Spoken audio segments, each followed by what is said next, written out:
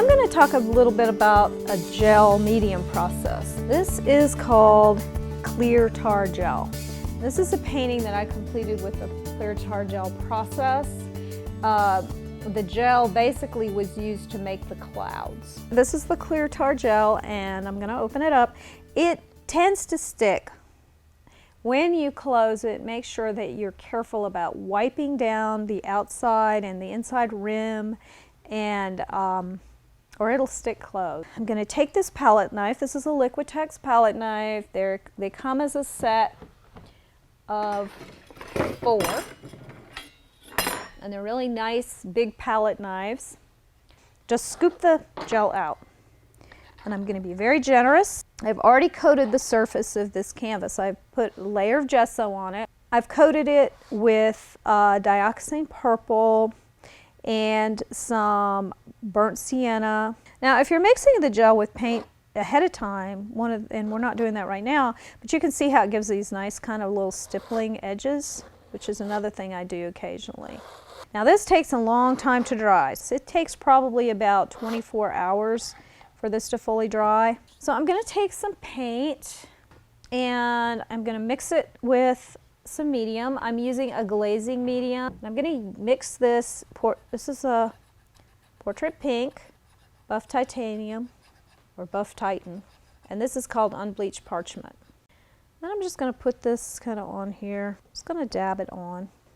Then I'm just going to take this paint and just move it around into basically a cloud pattern. Once you start working, it's better to work away from the paint. So that's just the portrait pink, the buff titan, and a little unbleached titanium. And then you can also use some other colors, like maybe some nice light purple. Let me give you the names of these colors. Light permanent blue, brilliant purple, light blue violet. And then I'm just going to drop it in a little bit. Might be a little bit too dark. Add a little more blue. So what happens is, when you get through, all you really end up seeing is the color itself. You don't see the medium at all. So the color is sort of, as you can see,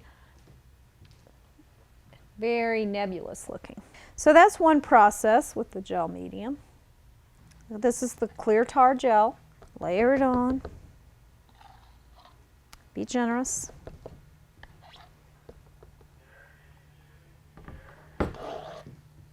I'm using the Iridescent Gold Fine, a Iridescent Gold Deep, an Iridescent Bright Gold. I've mixed Cheap Joe's Magenta and Cheap Joe's Portrait Pink in with a medium. So I'm going to squirt a little bit on here, just drops. This process gives you a very watery look with fine lines. That's okay if it globs on there a little bit. You don't want a whole lot of paint. A little bit goes a long way. This one is. They get skins in them sometimes. So now I've got a clay sculpting tool. Now you can use a nail or a toothpick or a fork. Plastic fork works great. But I'm using this, and I'm going to move the paint through the gel. This is another sculpting tool, and on the bottom part I'm going to show you how it would look if you drug it.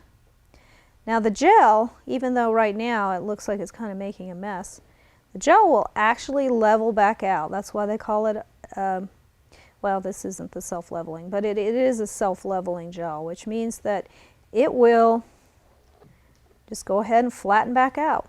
If I'm going to get a little bit smaller palette knife, and you take the gel,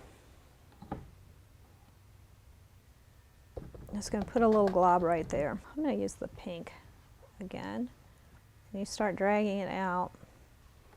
It really works a little bit better with a bigger palette knife. Let's see.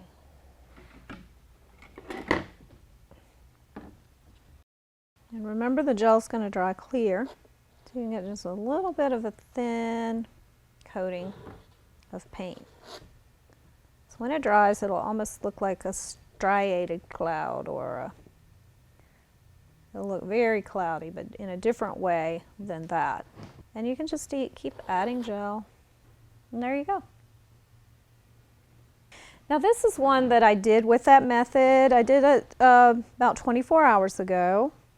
So it's dry now. That's about how long it takes. So this is the one where I put the gel down and I dropped the paint into it. This one is where I mixed the gel with a little bit of paint and drug it through. And this is the one where I used the spoon. So that's kind of gives you an idea as to what it will look like when it's dry.